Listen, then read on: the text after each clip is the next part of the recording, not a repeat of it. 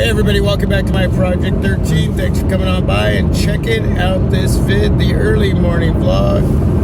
Got the Google Pixel 4 XL at 1080p 30 frames per second. Let me know how everything looks, how everything sounds. And hopefully the stabilization is doing the job that it's supposed to do as well. I find that shooting at 1080p 30 frames per second in the dark, very low light situation, does way better than a 1080p 60 frames per second or anything higher. But that's just my opinion. You let me know your thoughts on that if you shoot video in the dark like I do. Of course, there's a little bit of light out there. It's not completely dark. We got a little help out there.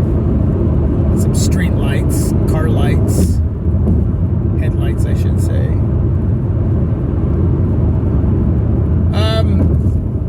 The iPhone 13 smartphone series. I'm seeing those videos pop up on YouTube, some of the YouTubers that I'm connected with, and hopefully you check out this video. For anybody watching this video, thank you very much. I appreciate your time, your support, taking the time to check out the vids that I throw up into YouTube land for you to watch and hopefully enjoy. I just, whether it's the YouTubers I'm connected with or if you're just coming on by and checking out this vid, and if you've been a part of Team My Project 13 for a long time and you have one of the new iPhone smartphone series, let me know what you have. Did you buy it outright? Did you buy it through a carrier? Did you just walk into Best Buy? Did you buy it from Apple? Whatever. Let me know that information. Did you go from the 12 to the 13? Did you go from the 11 to the 13?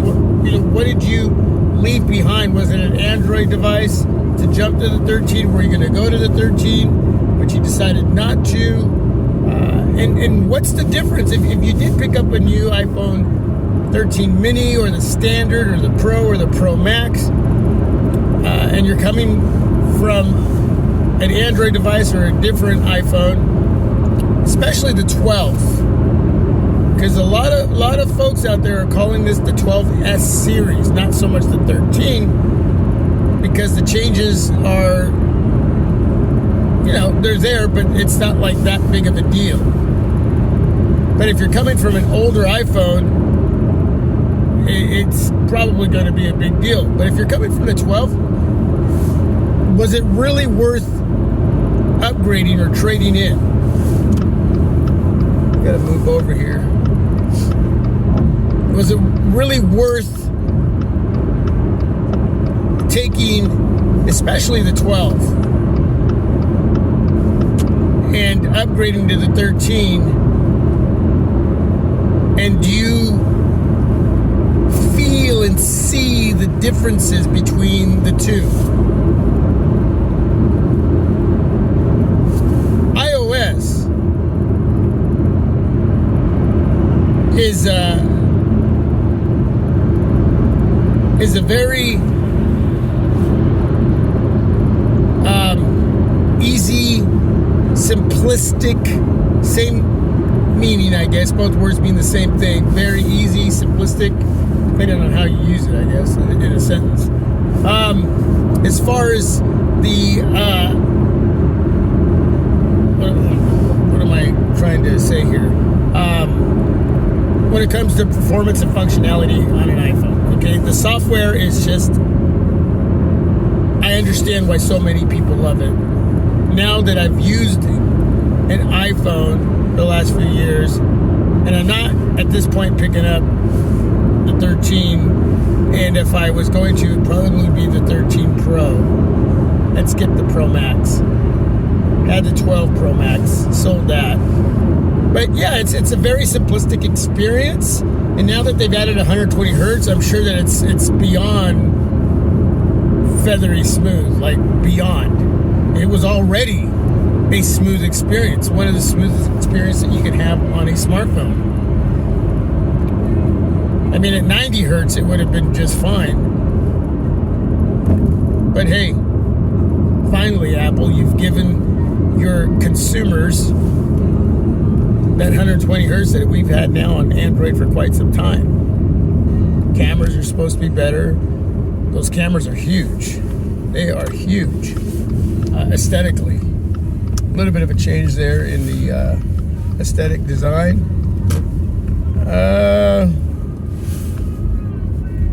I know for some of you wanted that USB Type-C, but not yet, and I don't think that's going to come anytime soon. The notch is 20% smaller.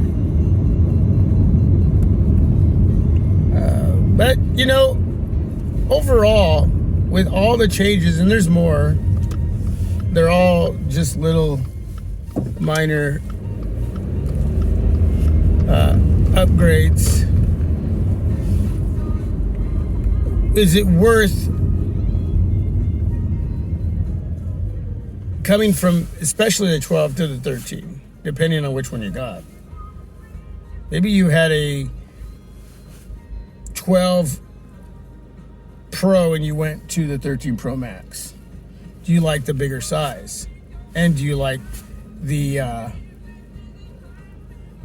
performance and functionality of your new 13 Pro Max? I mean, you might have gone from a mini to the 12 Pro to the 12 Pro Max. You know what I'm trying to say, okay? Now I'm just rambling on and making this video more confusing than it needs to be. Regardless,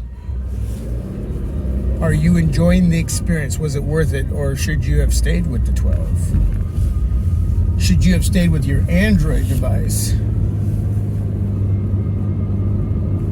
Whatever that was. You can let me know what that was if you decided to go from an Android device over to an iPhone to use that brand new iPhone 13, whatever, one of the four that you purchased or traded in an Android device. Because depending on where you're buying it, you can go over to Apple and trade in an Android device. I think they are taking some Samsung smartphones and Google smartphones and a few LG phones. But if you're trading in a device over at Best Buy or T-Mobile, who's my carrier, you can only trade in an iPhone, which is kind of odd. I think that you would still have the ability to trade in an Android device over at those other places, not just over at Apple, which I find that kind of confusing. And why? That's the question. Why? Anyway, I rambled on a lot and threw in a lot of mumbo jumbo, probably because I'm concentrating on the road, okay? And I'm trying to wake up. Just enjoy the video, please. If you like this video, leave a thumbs up or a thumbs down, man. I'm just shooting the shoot with all of you, man. Taking a sip of my coffee right now. If you can remember all of that information, and half of it probably didn't need to be in this video, please leave some feedback down below in the comment section. I got some ELO playing in the background here.